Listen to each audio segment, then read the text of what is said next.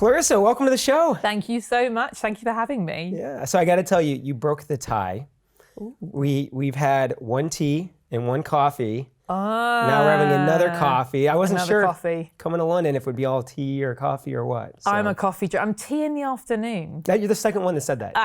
Yeah, so I had 11 a.m. with Pure Storage, and he said the same thing. Yeah, absolutely. Tea in the afternoon, maybe with some shortbread, but in the morning it's all about coffee. So what's shortbread? It's basically a buttery biscuit. Okay. That is just and made for dunking, which is, my mother would kill me. The etiquette's probably not right, but made for dunking. And ever since I was a little kid, you'd have your cup of tea, and then you dunk the. Perfect, cozy summer afternoon. But then in or winter afternoon, summertime, no tea. Yeah. Okay. It's too hot. All right. So this is a flat white. Indeed. I don't even know what a flat white is. It looks like a latte. It basically is a mini latte. Mini latte. Yeah, I discovered that when I was traveling in Australia years ago, and there's and I'm not a coffee aficionado. Yeah. This is where people will listen and go, oh my God, no, it's this different ratio or something. I just really like them. And it's not a massive drink. It's like a little smaller and perfect for me. Well, I used to have it with sugar, and I'm now sugar-free. Good. Which I'm getting used to. Yeah. My wife helped me get on the sugar-free bandwagon. Wow. That's amazing. Yeah. So I used to do milk and sugar in my coffees, and we pretty much drink black. Our coffee's black now at home. Everyone's talking to me about intermittent fasting, which requires black coffee in the morning. Yeah. I'm not there yet. I'm not. I've done the sugar. I'm like step by step. I will get there eventually, but not yet. I still like a good latte, so this is okay. Nice. Good. So I'm pleased. I'm not making you suffer the milk. That's good. Well, I will have to have another tea tomorrow to kind of balance things out before I leave. So. Well, thanks for coming on. I'm very excited to talk to you. Excited to talk about your role at AWS. And talking to you leading up to this, I want to get into some of the things that you're doing on the side, especially with some of the charities you're involved in. First, I'd just love to hear more about your role. What is it that you're doing at AWS? So, when I joined AWS, I was sort of an individual contributor. I was the first person looking after technology partner marketing. And now the team that I lead, who are just a phenomenal group of humans, we look after really driving the joint go-to-market strategy with all of our partners pan-EMEA. So we're looking after their EMEA go-to-market strategy for our consulting partners, our technology partners, our distribution partners. Wow. And we kind of range of functions. So we have those that are in my team that are looking after specific geographies, so UKI, France, and really thinking about what's important to our customers in this specific country. What are our customers asking us for? Who are the partners we need to be working with to support our customers in their joint go-to-market? And then how do we support our partners in driving that go-to-market strategy with AWS? So we work in lockstep with our partner sales team and really build the marketing strategy to support their business. So it's a really, it's such a diverse and changing world. Seems like a big job. It is, and I think the thing I love about partner marketing in general, like since I started it, is it's a really commercial marketing role. You're partner facing, you're really building a joint go-to-market. I mean, I wish I was creative. I'm a science graduate. That muscle just isn't my muscle. Like I'm not a creative marketer necessarily, but I always love the tight collaboration with sales. And often, I see partner marketers kind of transitioning from a partner development manager to a partner marketing manager because you have that real commercial skill set alongside the marketing muscle and thinking through the marketing funnel. And you can see the business impact at the end of it. It's a really kind of real, string to the marketing bow, I suppose. And you get to do everything within it, whether it's events, whether it's digital programs, every kind of flavor of the marketing mix you get to try out and manage. So hugely diverse so it's big, but it's just the reward is huge. So love it. Now that's fascinating. So the first interview I did here in London yesterday was with Richard O'Connor. He's the CEO of B2B Marketing. And it's been fascinating because every interview I've done since then, it's kind of come back to things that Richard has said. And one was what he's seen as one of the biggest challenges right now facing marketers in general, not just partner marketers, is how to be more commercially focused, right? And we've seen the rise of the CRO title, a lot of organizations, and a lot of, by and large, people with sales backgrounds are filling that role, and he sees a need for more marketers to fill that role, and he's trying to help through B2B marketing, help marketers become more commercially aware, commercially focused, speak that language. So it's fascinating to hear you say that, partner marketers by and large might be more inclined to kind of fill that void with their commercial focus. I mean, maybe I'm biased, but I think that I had 10 years in sales before when I started, I came in as a kind of new business sales executive, cutting my teeth, cold calling. I mean, really like full on new business sales. Yeah. And whilst I loved my roles in sales and sales leadership, I wanted to think beyond the number. I wanted to be able to think strategically. And obviously, as you kind of grow up in your roles in sales, you get those opportunities as you progress through leadership. But I think with marketing, I then could transition to take that step back. Think about how to prioritize, think more strategically across a broader spectrum of kind of options and opportunity. And I think as a result, when I sit down with the partner leadership team or at AWS, or we talk with partners and we talk with their customers, the conversation is not just about marketing. It's always about the go-to-market. Who's that customer? Who's that audience? And then working backwards from there to achieve the goals. Even the agreements that we sign with partners, it's what are we looking, what are the business goals we're looking to achieve together, and then working backwards from there, and then getting right back to the marketing mix. So it's a real forcing function. So yeah, you could well be right. And I certainly see my team and certainly the leaders that I work with across the organization and people who've traversed roles in field marketing, partner marketing, sales, broader commercial roles as well.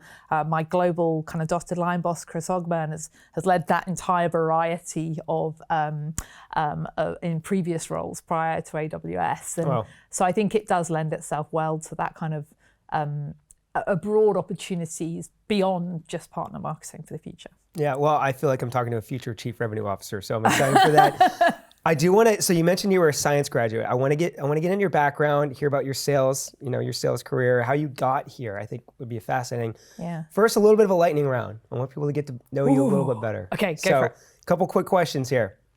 Favorite adult beverage? Wine. Got it. Which kind of wine? See, I nearly said champagne. Now I'm going to go with a really beautiful rosé up a mountain skiing. Oh, wow. All right. All right, in the office, are you a social butterfly or leave me alone and let me work? Social butterfly. Favorite member of the royal family, dead or alive? The Queen. Which one? Sorry, yes, I should say. Our most recently deceased Queen Elizabeth II. It's funny, I was talking about that show on one of my episodes and I called it The Queen.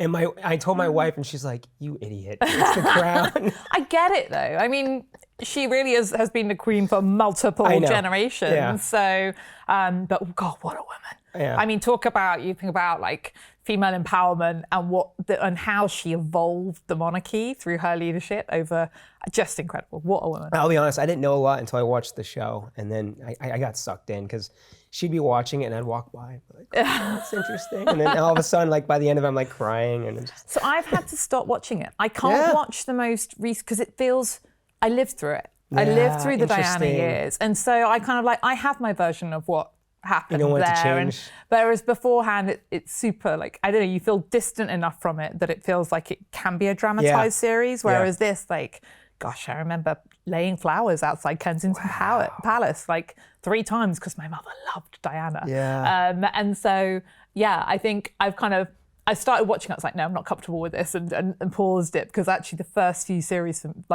were incredible, so beautifully done. Yeah, so, that's fascinating. Yeah. All right, one more. If you could go back in time to any era in history, when would you go? Oh, that's really hard.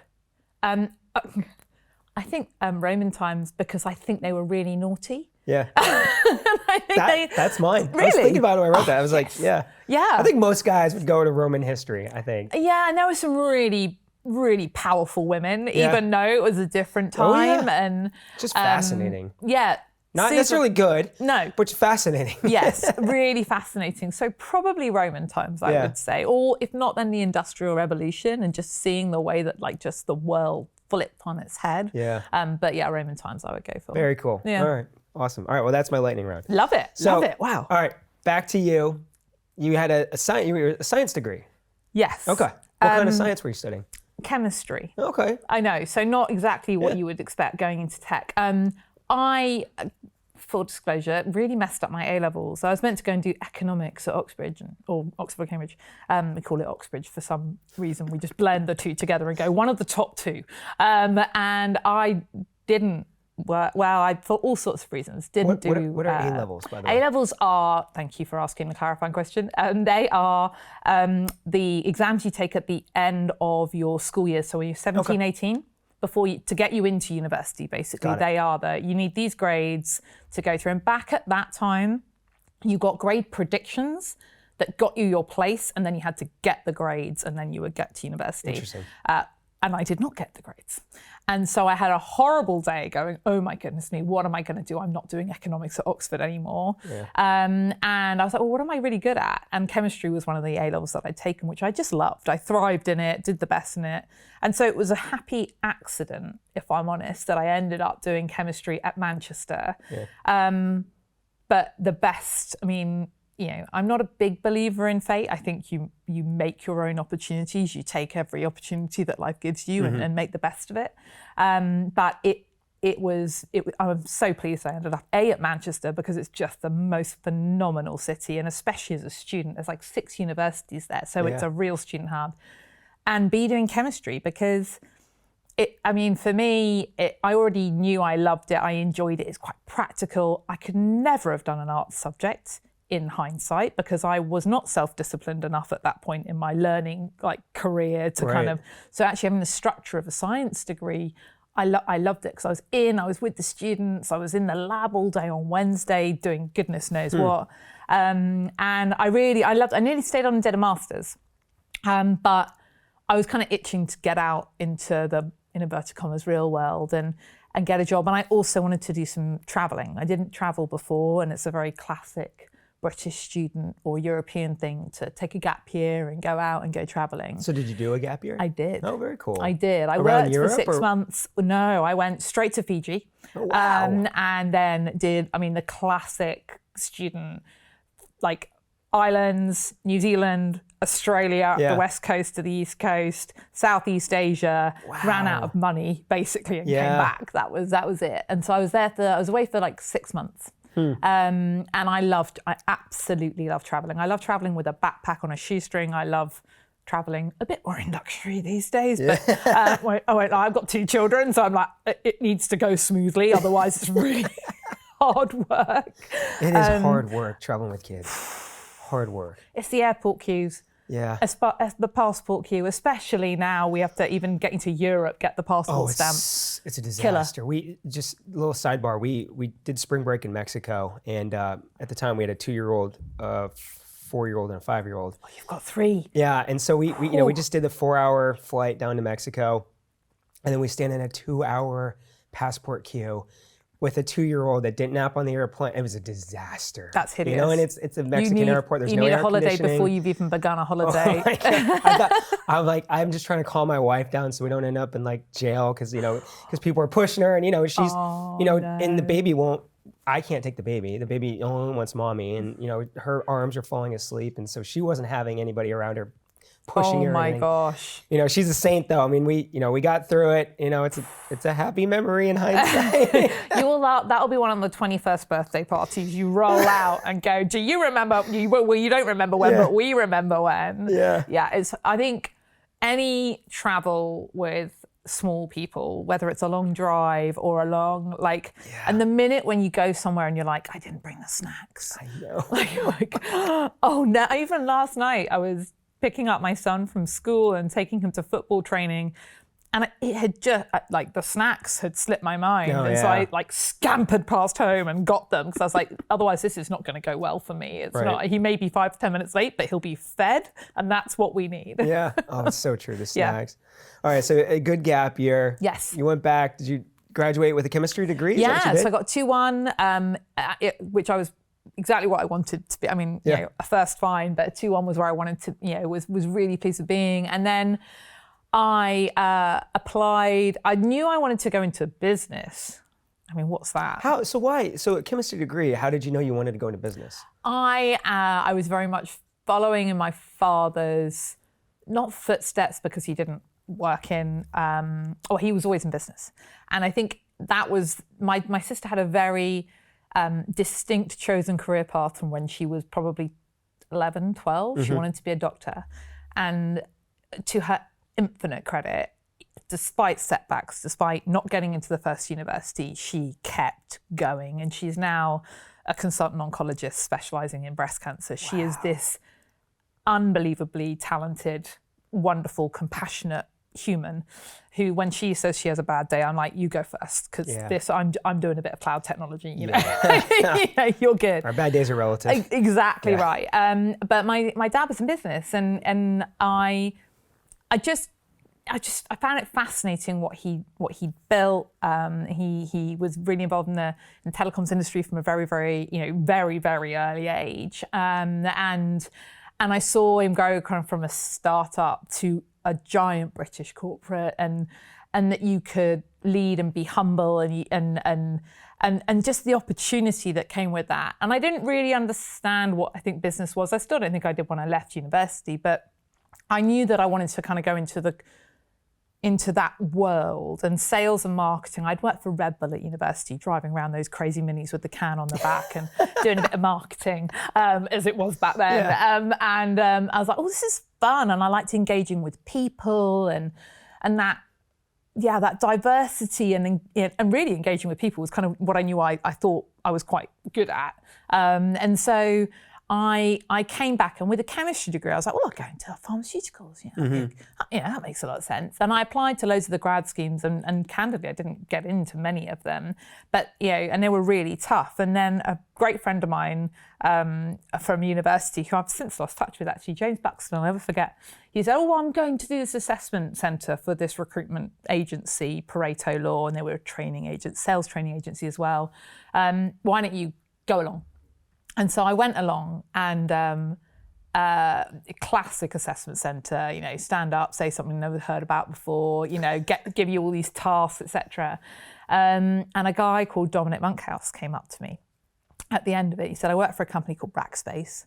And I said, who are they? And he said, we do cloud computing. I was like, what? Well, no, not even that. We do managed hosting, because that's what it was at that point, 2 decades ago.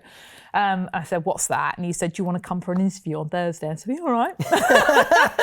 And I went for the interview, got the job, started on the Monday. I mean, I was flat broke, having been traveling for a year. So I was like, give me the job and the money as quick as you can.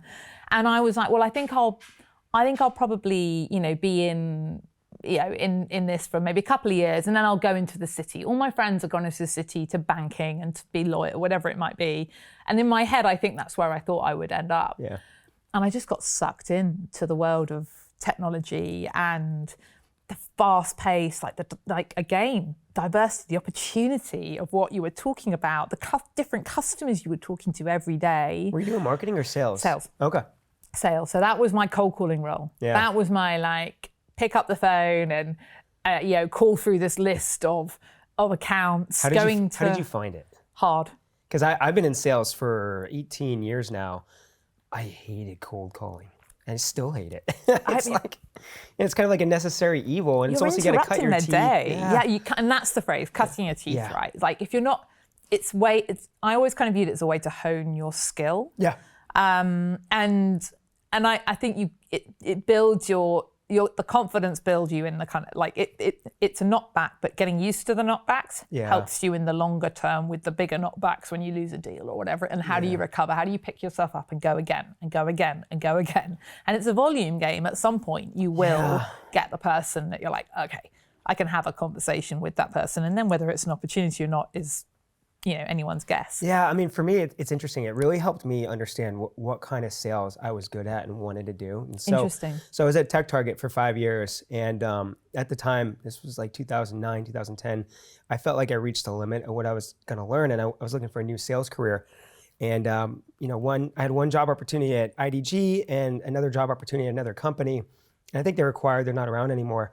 But it wasn't really the companies that I was comparing in the decision making process. It was the type of territories. And one territory was a high turnover, one and dones, right? And so it wasn't necessarily old cold calling, but it wasn't relationship building. Yeah. And the IDG territory was a consistent relationship building from the ground up.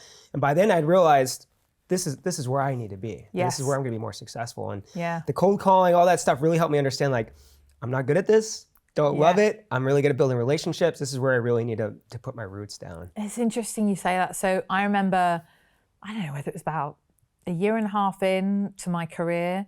I joined a month after a great girlfriend of mine. I'm godmother to her son now, Lucy, and she's now at AWS with me actually, which is wonderful. Lucy Swinglehurst, and we got pitted against each other in a competition, and we were basically told, it was our opportunity to go from the inside sales team up to our next sales role, and there were kind of a couple of roles available, and it was like the first person to close a deal gets this opportunity. Wow. Yeah, That's and intense. Don knew what he was doing, right? He was our old MD. He was this charismatic Geordie, great fun, but he was hugely competitive, and he created this great culture in a sales team back then. And Lucy and I, we went for it, both of us. But the two roles that ended up coming up were new business sales and owning and actually seeing it through. You're not inside sales; you were running the whole deal through to close, and an account executive, so account manager, essentially, and business development consultant, which was you got your list of accounts and you're growing those accounts. And Lucy got the the BDC role, and I actually won, and therefore got shoved on the new business sales role. Oh wow! And so the first 5 years of my world were in closing and driving greenfield customer acquisition, and it was. I then went to lead the team that I'd first started in inside sales, and that's when I started working closely with marketing. So that was my first glimpse and real kind of, okay, well, what's the quality of these opportunities? How do we, do we need to nurture this further? And just working really tight partnerships, saying, how do we prioritize our time? How do we think about, prioritizing a list of customers so that we can actually, maximize our conversions from, MAL to MQL, essentially is what we were doing before we passed it to the sales team. And I loved it. Brilliant. One of my mentors to this day is Fabio Torlini, who was a marketing director at the time, and he's we'd worked really tightly together, and I knew then I probably wanted to go towards marketing, but I knew I'd only had this tiny view of the customer journey, and to really think about you've got to look at the whole customer journey. Yeah. So I took a sideways step really and managed a customer care team, including account managers and their lead techs. And lead techs, the talent in that technical team at Rackspace, but it was a complete, I couldn't help them develop their career. I couldn't grow them technically. So I had to really think differently about how to manage a team of, super, super technically minded. I couldn't be this, hi, I'm sales and marketing. Yeah. It didn't wash with them. So it really taught me different kind of leadership skills and how to adapt your way of leading and communicating to different people. And it was only after that role that Rackspace kind of really started to build out their channel, and they wanted someone to lead channel marketing. And that's when Fabio came to me and said, actually, this could be the right role for you because it's commercial and all that sales skill that you've got is here. I was working with partners day in, day out with the customer accounts that I was, my team were leading and working with. And so it was the right fit. But I then had to go back to school. Literally, I did a diploma in marketing. So I was like, I don't know everything I need to know about marketing. So I took that opportunity to go and just build a foundation knowledge of the funnel and digital marketing, and really at least know enough to be dangerous, and then to learn the rest of the skills as I led the team and lean on the expertise around me. Yeah. So when you took that sideways step, was that kind of a risk at the time? Like, were you forward thinking enough? Like, I have to take this risk if I want to get to the marketing side. Like, what was that like for you? Because where I'm getting at with this, a lot of people it might be one career track and they might want to get over to marketing or maybe get over to sales? Like, Yeah. how should they be approaching those sideways steps or backwards steps to kind of move tracks? Well, I'm a huge believer that careers are wiggly. And the ones that probably fast track the most, or can where you get to where you want to go faster, you take risks. And I think I've probably taken 2 or 3. That was certainly one of them. And in new business sales, especially for me, and obviously this is my opinion, but it was a monthly driven number. You were just a number. You didn't have the kind of the opportunity to grow those accounts. It's kind of tunnel vision, right? And it's brilliant because you win or lose. It's binary. You hit your number or you don't, and you crack on to the next month and you start at 0 again and you go. And whilst that was great in my early 20s, I don't want to be doing this when I'm, the age I am now, 2 decades later. So I knew that I wanted to diversify. When I saw marketing and I saw the kind of breadth and depth of what they were looking at from both leadership roles as well as, just thinking more strategically about the business, and being that partner to sales, but there was no way I could have just gone from new business acquisition straight into marketing. Absolutely no way. And I've talked comprehensively about customer journey and all of those things. So I don't think it was as perfectly thought out as I would, with hindsight can see, but I knew I needed to diversify and build on that broader skill set. And at the same time, I did a lot of things around Net Promoter Score and just trying to customer forums. So to get that voice of the customer firmly into my mind. Yeah. And then, I was kind of like on an elongated graduate scheme, if I'm honest. I kind of went around the functions of the business and ended up in marketing with the job that I really loved. And that was probably, I guess, I was at Rackspace for 14 years. So that's about 10 years in, I got into marketing and partner marketing and built that function really from the ground up, taking over the reins from some of the brilliant female leaders in the business as we were, really building out partner marketing. And in Rackspace, it was everything because it was brand new. So it was programs, it was operations, and it was sales. We had people managing partners within my team. So it was kind of the partner ecosystem. And then as it grew, pieces kind of moved out and moved away, and it became more of a purist marketing function within the marketing team all up. But then again, I think, that was one time. AWS was, I went from leading teams of kind of, at one point, 17 people early on in my career, probably way too young to be managing a team that big, if I'm really honest, to being an individual contributor at AWS. Yeah, it's fascinating because, I think when a lot of people here, I have a guest on from AWS, they think this big, giant marketing organization, really sophisticated, dominant in the market.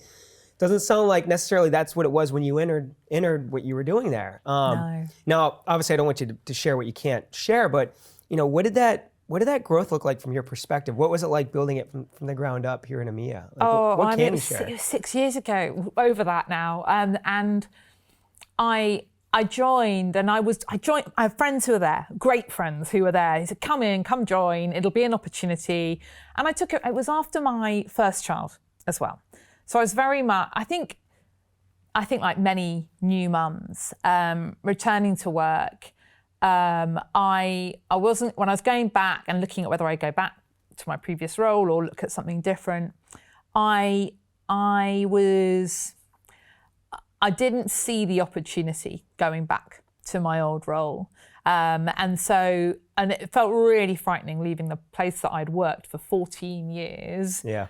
To start afresh, but in a way, a piece of me went, well, if you're not, you've already, a lot of people have gone, a lot's changed in that time. This is probably the right opportunity to try something new and go. And so I did, but in a way, going in as an IC was, whilst risky, new company, new everything, it was also quite, I can just get my arms around the business. I can understand what it is. I can understand the opportunity and just get to know the partners, the community that are there and build. And I stepped in, and AWS was this phenomenally successful direct business, and I've been competing against them for years. Yeah. And then we would partner with them at Rackspace, and then we then kind of coming to the other side. but it was a really new function. Partner it was being built, but it was being built here. And what I've seen over the last 6 years is this wonderful coming together of the partner and direct organization to better solve challenges for customers, and really a drive bottoms up, tops down, led by customer demand to pull that together. But certainly when we first joined, we didn't really have the operating or the measurement framework from a partner marketing perspective. So we had to build some of the basics from the ground up, which was really exciting. Really, like to be able to then truly measure the impact to the business, the impact to marketing, and be able to see the value and articulate the value of partners, which then enabled us to further invest and to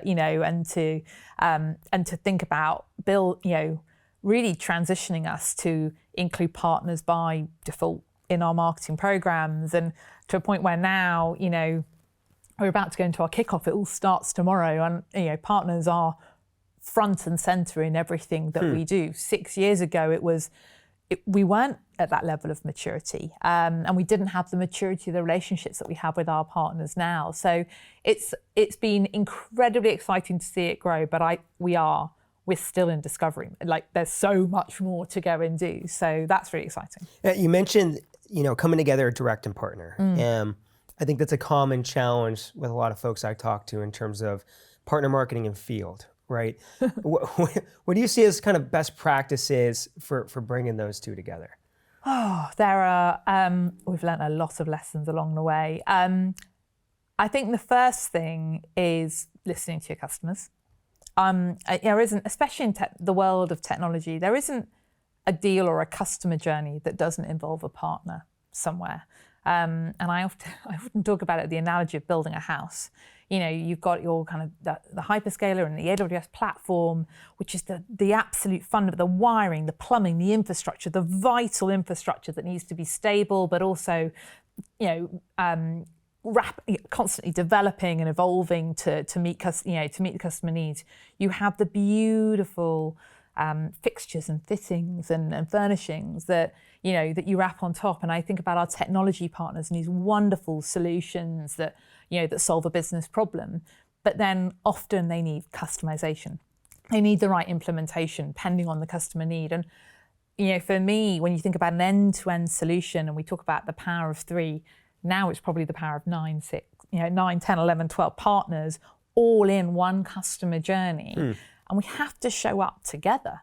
We have to help our customers connect the dots to do that. And so I think the customer pull helps the sales team then understand the value of partner. But then we have to think about who are the right partners for the right customer. How do we ensure that we've got the right skill set, the right, to make that, to build trust with our partners and with our customers in the recommendations that we make.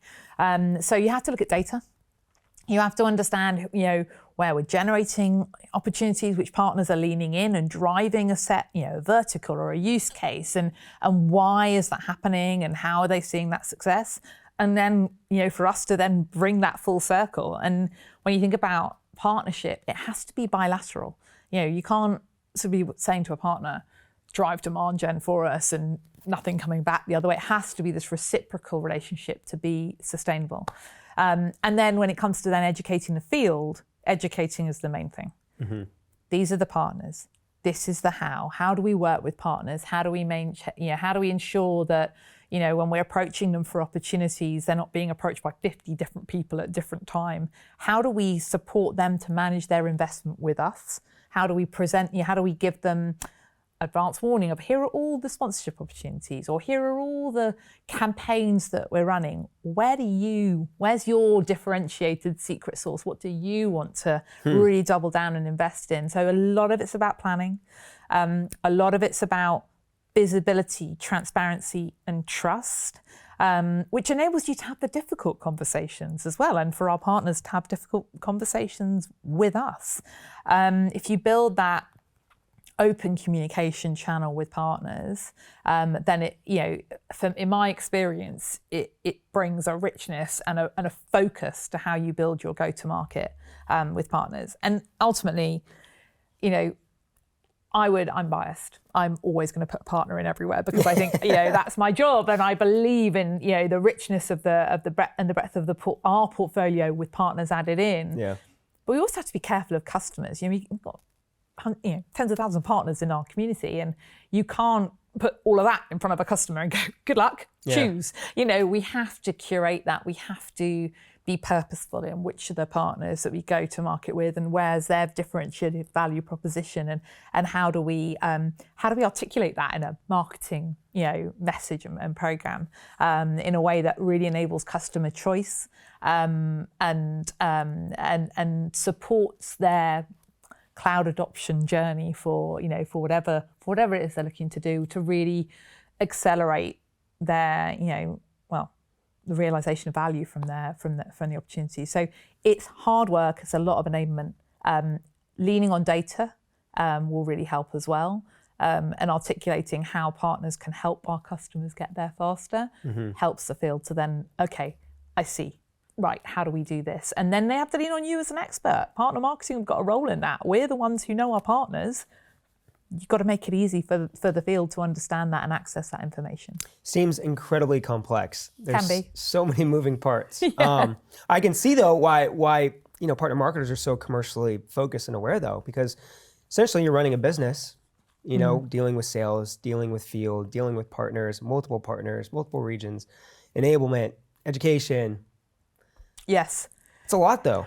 It's a complex role. Yeah. And I think, people say, oh, what's the greatest challenge? And for me, I think it's prioritization and probably making the complex simple, which I do not always succeed at doing, I hasten to add. I think prioritization you walk into somewhere like AWS, and I remember it on my first day, I was like, oh my gosh, there's so many things you could go and do. Right. What is going to move the needle the most? What is going to create the greatest impact for your customers? What's going to create the greatest business impact for customer, partner, and AWS? And you have to then, really probably double down on this strategic view and accept that sometimes you're going to have to say no. And for me as a leader, it's empowering my team to say, we could absolutely do all of those things, but if something else comes in, what's coming out? Because within that, I think there is so much opportunity, we could burn our teams out very, very quickly.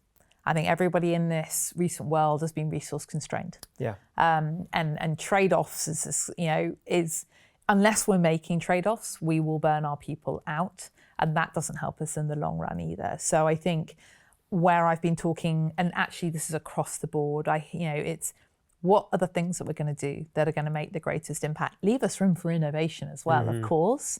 And what do we need to not do to enable us a bit of room for innovation as well? And how do we think about scale? Partners often are just talked about as a scaling mechanism. That still requires investment. That still requires programs. There's still work to be done to scale with and through partners. So how do you do that? And I don't think we've got all the answers there, but you have to have the mental model of, prioritization and using data to help you make those decisions. And where you don't have data, I love the word pilot. Let's pilot something, figure out the data, and then know what those right decisions are. And that helps simplify, because if you've got the information that you need, or 70% of the information that you need to make your best judgment you can, then you can keep accelerating and going forward, and hopefully learn the right lessons along the way. And if most of these things are, we use an Amazonian phrase, two-way doors. You can, if you make the wrong decision and you have to pull back from something. I mean, we're not my sister. We're not doctors. We're not saving lives. You can reverse investment, you can evolve it, you can tweak it, you can learn. And I think so long as you're constantly seeking not to report the news, but to look at the insights behind the data that you're seeing and how that should inform what you do next, that's the bit that's where you start to really move faster as you go along. Well, I think that's good advice. I mean, in a very complex world, try not to boil the ocean, right? Yes. Get clarity around the priorities, things that are really going to move the needle. Yes. I want to go back and talk a little bit about, you mentioned you had mentors along the way and leadership. helping you drive forward. I want to get into some of the organizations you're involved in, but I think it would just be helpful to understand from your point of view, what have mentors done for you? How do you think they're powerful for people like you? I don't think I really knew what a mentor was, and I think my definition is probably still evolving. I think it is for many of us. But where I found having mentors incredibly useful is when, especially if you have a regular cadence with a mentor, and mine have typically been mostly professional. So my ex boss, as I mentioned before, Fabio. I have and a couple of others as well. It's going to them with a specific, I want to work through this. It's a bit like therapy, which I'm also a massive fan of. Make the use of that time. Use them as a sounding board. People who you know and trust, of course, is really important. But especially when I was making the choice to leave Rackspace, and I looked at a couple of different options and roles, and making the choice for AWS, the value in someone you know and trust who knows a little bit about you, having a really open and honest conversation, but with no vested interest in terms of the end outcome. Right. And challenging you to maybe think a little bit differently. I found them from a few different walks of life, but specifically in my career, as you go through and you find people you know and trust and value their opinion, that's really helped me. And now I'm privileged to mentor a few people myself, and sometimes that's for a season, for a specific time in their career that they need it, or in other cases it's over a very, very for life, essentially, or you continue to mentor and coach. And I think, and although those are two different things, and don't ask me to define between the two because I'll always muddle that definition, but I think, knowing what you wanted to get out of that relationship and knowing maybe when it comes to an end and it evolves and moving on is also totally okay. And I think mentors and mentees have to be okay with that. Like maybe it's a British thing. We're very polite, So I think this has come to the end of its road. It's a bit like a breakup, It's not that it's a really, that's okay. That's a good thing. And it says, hey, this journey, I feel like I've closed the door on, and now I'm moving on to the next thing, and that's absolutely okay as well. Do you think it can be a challenge for people to find a mentor? I think it can be, but I think that comes back to, why do I want one? Mm-hmm. What am I seeking to achieve from this? And I think that's where, if you can get quite specific about, I want to go on my next part of my career journey, or I've been given feedback in a whatever review, and actually I really need to develop this skill set. And often it's a skill set that's quite different to your own. I am quite data driven. I'm a science graduate, for goodness sake, but I remember an old boss of mine saying, you've got charismatic personality, you kind of lead by infectious enthusiasm. If you have more data to back that, you'd be unstoppable. And in my head I was going, I've got data, but clearly it wasn't coming out in terms of what I was saying. So I sought out somebody on the ops side of the business to go, all right, tell me, when I'm presenting this, what are you hearing? And he kindly told me fluff. And so it really challenged me to think differently about how I was presenting it and just mature my language. And especially at someone like AWS, that was invaluable in my first year, and we're still, great friends to this day. But it was really hard. Like at the beginning, I felt like I was being kind of beaten up a little bit. But actually, it made me so much more sort of powerful, to the point where I remember we write docs and narratives at AWS, at Amazon, on our yearly plans and everything else, as many people know. And I remember, I think one of the greatest compliments I got was about, 2 years in, going, gosh, this is one of the most data-rich documents I've ever read.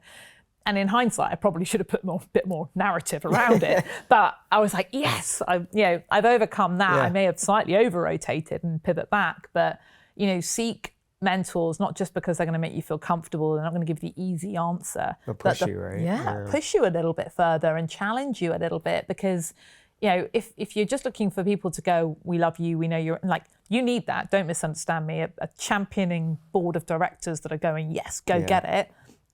Your mentors can do that, but they can also say, and be the best that you that you can be, and here's where I think you could improve. It's things like giving your CV to somebody and saying, if you're going for a new job, and it kind of feels like it's horrible. It's exposing having a friend or a mentor read what you think is your life's work, and there's like red pen all over it. Oh God!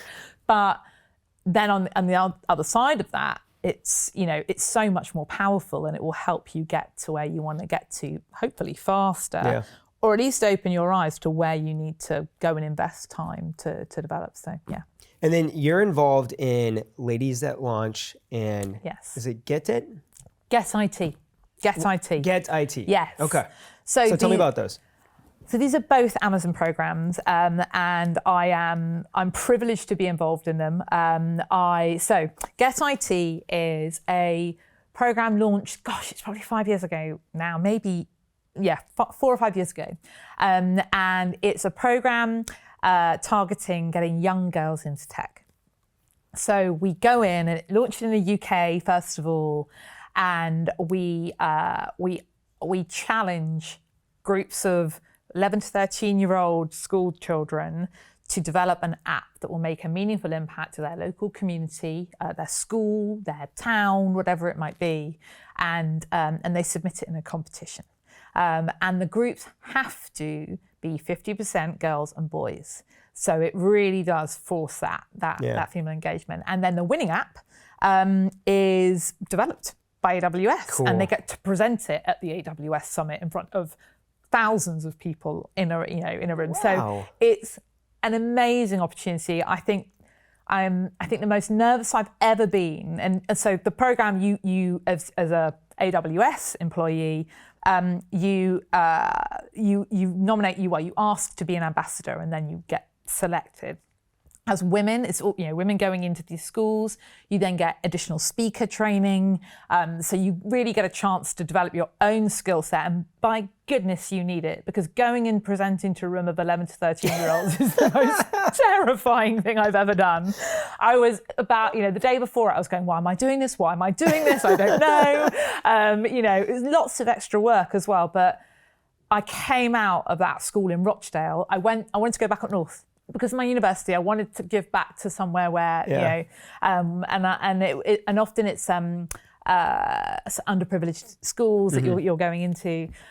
And I mean, talk about filling your cup. The questions they asked, seeing some of the girls, especially when we were talking about, astronauts at NASA, like women of the day that just were never talked about. You never hear about them.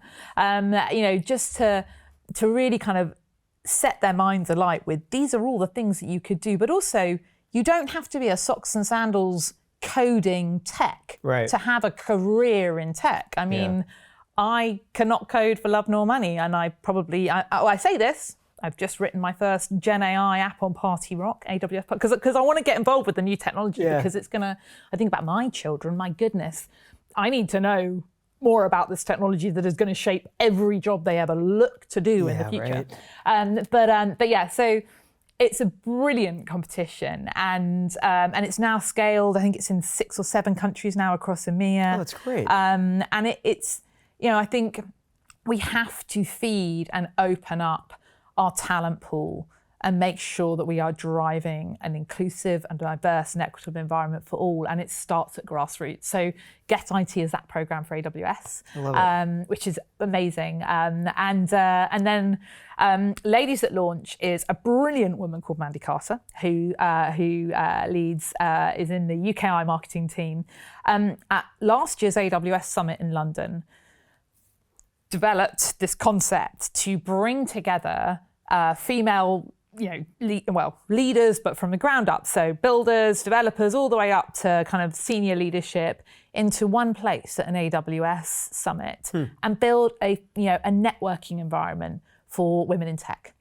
We have this incredible platform with our summit series, with AWS as a whole, and there was a gap. We weren't doing enough of it. And so it's now become an event series. In fact, the next one is next week, International Women's Day, of course. It's the perfect opportunity. And we will do another one at the summit again, and we'll keep evolving it and growing it. But, I think one of the things that we are told as women, and the data would definitely support, women aren't so great at networking, putting themselves forward for those opportunities. We'll hold back and wait until we can tick 80% of the boxes on a job application. Why do you think that is? If I talk personally, because I think you can only really talk about your personal experience, I know that my own behaviour often mirrors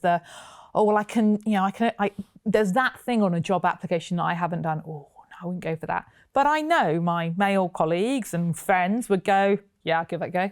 It's a different mentality, and it's just a different, and that's a sweeping statement. It's not universal and the same for everybody, of course. But the data would say that the majority of women, when you think about things like a new job application, if they, a man will go for a job when it's 50% done, women will wait till it's 80% of it they've already done. Yeah. And so when you create environments for networking, opportunities for women to connect, to talk about opportunities in different walks of life, it's so important. That networking and just, whilst we, I love a chat, but do I think about it as a networking, a formal opportunity to broker those relationships? It doesn't exist so much. So creating a really curated, to a degree, supportive space focused on women in tech, to share their stories, their opportunities, the challenges that they face still as primary carers, often as well for family as well as in the job. So it was such the first event we did. Everyone just came away going, wow, rich conversation. We kind of give a couple of things to noodle on through the event. It's got to evolve, right? Yeah. And it's worked incredibly well. And now things like we're doing next week, I'm doing a panel of female leaders from our partners, and talking about career stories. So similar of the stuff we're talking about here today, and what are the big setbacks and what are the big challenges? Because there are things that are unique to many women that, as primary carers and other, returning from maternity, as an example, how do you do that with confidence, or how do you learn from the mistakes that you might make along the way?